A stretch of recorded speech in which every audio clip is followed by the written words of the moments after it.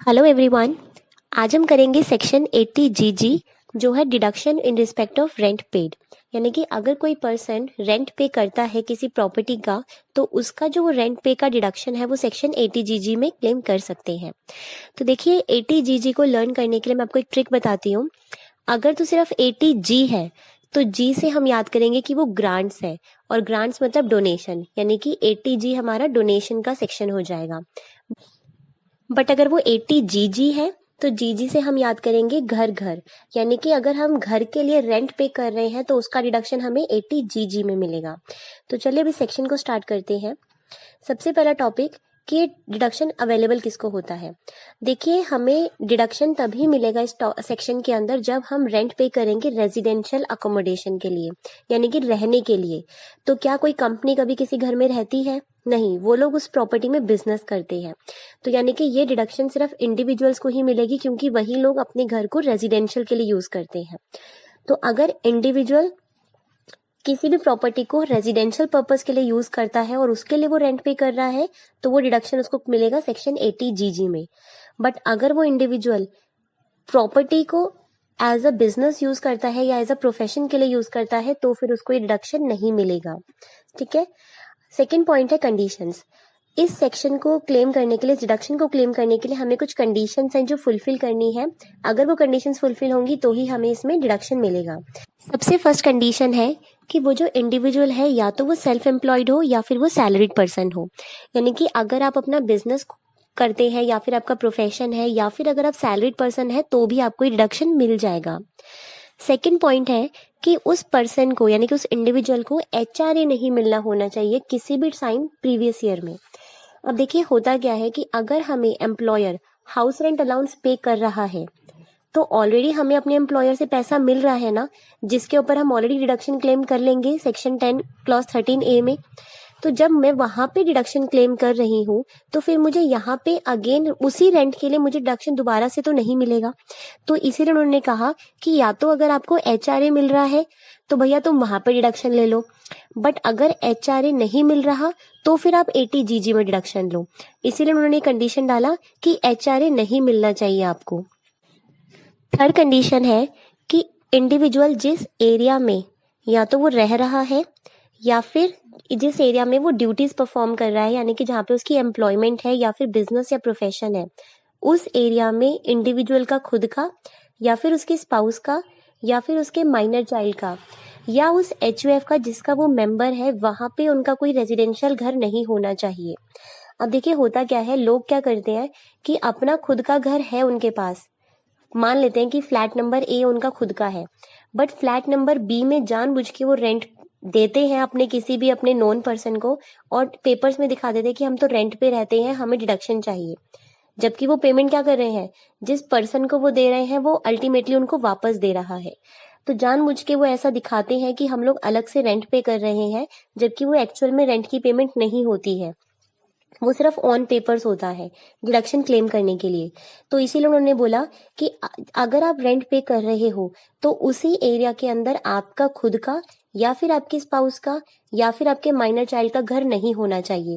यहाँ पे उन्होंने मेजर चाइल्ड को एक्सक्लूड किया है क्योंकि अगर बेटा बड़ा है या आपकी बेटी बड़ी है तो हो सकता है आपके बच्चे आपको अपने साथ ना रखना चाहते हो।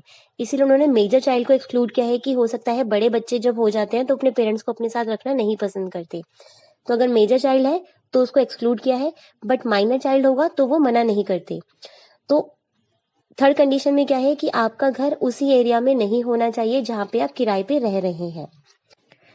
फोर्थ कंडीशन है कि अगर आपका खुद का घर है, आपका अपना एक सेल्फ ऑक्यूपाइड प्रॉपर्टी है, बट क्योंकि आपका बिजनेस जो है वो किसी और एरिया में है, मान लेते हैं कि हमारी जो प्रॉपर्टी है वो लाजपत नगर में है बट मेरा जो बिजनेस है वो मेरा जनकपुरी में है। तो मैं अपनी सेल्फ ऑक्यूपाइड प्रॉपर्टी को मुझे खाली करके मैं क्या किया कि जनकपुरी में ही, ताकि मुझे ऑफिस जाने में इजी रहे, मैंने जनकपुरी में ही एक घर में रेंट पे ले लिया। अब जब मैंने अपनी इनकम कैलकुलेट की तो मैंने 80 जीजी में डिडक्शन क्लेम किया रेंट पे का, जो कि जनकपुरी वाले घर का मैं पे कर रही हूँ। साथ ही साथ मैंने 24B के अंदर डिडक्शन क्लेम किया इंटरेस्ट ऑन लोन का, जो कि मेरी सेल्फ ऑक्यूपाइड प्रॉपर्टी है लाजपत नगर में। अब गवर्नमेंट कहती है कि तुम तो दोनों तरफ से डिडक्शन ले रहे हो, तो एक तरफ तुमने सेल्फ ऑक्यूपाइड प्रॉपर्टी के केस में लॉस दिखा दिया, दूसरी तरफ तुम कह रहे हो मैं रेंट पे कर रहा हूँ जनकपुरी वाले घर का, तो मुझे वहां पर भी डिडक्शन दो। तो गवर्नमेंट कहती है कि हम आपको दो दो जगह डिडक्शन नहीं देंगे। अगर आपको जनकपुरी वाले घर की डिडक्शन लेनी है 80 जीजी में, तो आप अपने लाजपत नगर वाले घर को सेल्फ ऑक्यूपाइड नहीं दिखा सकते पेपर्स में। हम उसको deemed to be let out मान लेंगे और उसके ऊपर नोशनल रेंट के अकॉर्डिंग कैलकुलेशंस होंगी। तो इसीलिए उन्होंने बोला फोर्थ पॉइंट में कि अगर आपके पास सेल्फ ऑक्यूपाइड प्रॉपर्टी है तो या तो आप उसे लेट आउट करके आओ, या फिर आप उसको deem to be let out मान के हम वहां से आपसे इनकम पे टैक्स लेंगे और फिर हम आपको 80 जीजी में डिडक्शन क्लेम कर देंगे। तो अगर किसी पर्सन को डिडक्शन क्लेम करना है तो इसे ये चारों कंडीशन सेटिस्फाई करनी होगी, तभी वो इस सेक्शन में डिडक्शन क्लेम कर सकता है। नेक्स्ट है क्वांटम ऑफ डिडक्शन। अब हमें डिडक्शन मिलेगा कितना, तो देखिए इन तीनों में से जो भी लीस्ट होगा वो हमारी डिडक्शन हो जाएगी। फर्स्ट है 5000 रुपीज पर मंथ, या तो 5000 रुपीज पर मंथ का मिलेगा या फिर हम इसे कह सकते हैं 60,000 रुपीज पूरे साल का। सेकंड है 25% ऑफ एडजस्टेड टोटल इनकम। अब देखिए एडजस्टेड टोटल इनकम क्या होता है वो मैं भी आपको नीचे बताती हूँ। थर्ड है actual rent minus 10% of adjusted total income. तो जितना भी रेंट आप पे कर रहे हैं उस प्रॉपर्टी का, वो उसमें से माइनस कर देंगे टोटल इनकम का 10%। ठीक है, तो इन तीनों में से जो भी लीस्ट निकल कर आएगा वो हमारी डिडक्शन का अमाउंट हो जाएगा। अब देखिए एडजस्टेड टोटल इनकम कैसे कैलकुलेट होती है। सबसे पहले हमने जीटीआई निकाल लेना है, ग्रोस टोटल इनकम। उसमें से हमने लॉन्ग टर्म कैपिटल गेन को माइनस कर देना है।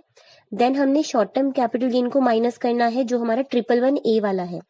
अगर हमें सिर्फ शॉर्ट टर्म कैपिटल गेन है तो हम उसको ले लेंगे, बट अगर वो 111A वाला है तो हमें उसको नहीं इंक्लूड करना। ठीक है, उसको हमें माइनस कर देना है। और हमारी जितनी भी डिडक्शंस बनती हैं 80C से 80U तक, उन सबको माइनस कर देना है।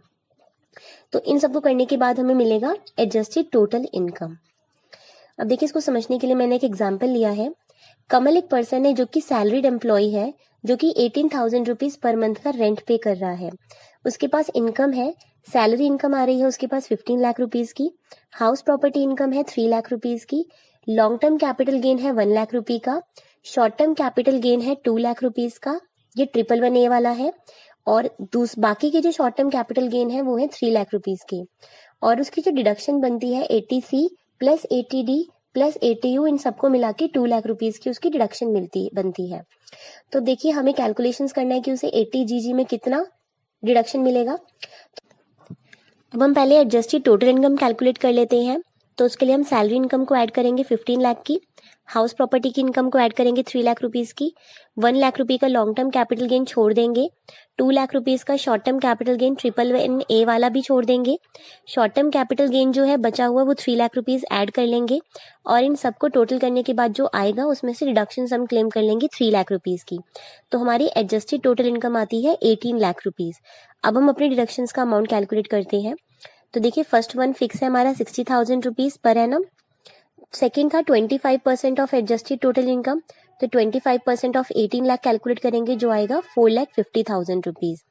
और थर्ड वाला था एक्चुअल रेंट पेड, तो रेंट पे कितना कर रहा है 18,000 रुपीज, तो 18,000 रुपीज मल्टीप्लाई बाय 12 क्योंकि पूरे साल का रेंट पे किया है, माइनस 10% ऑफ टोटल इनकम, तो 10% ऑफ 18 लाख करेंगे तो आएगा 1,80,000 रुपीज।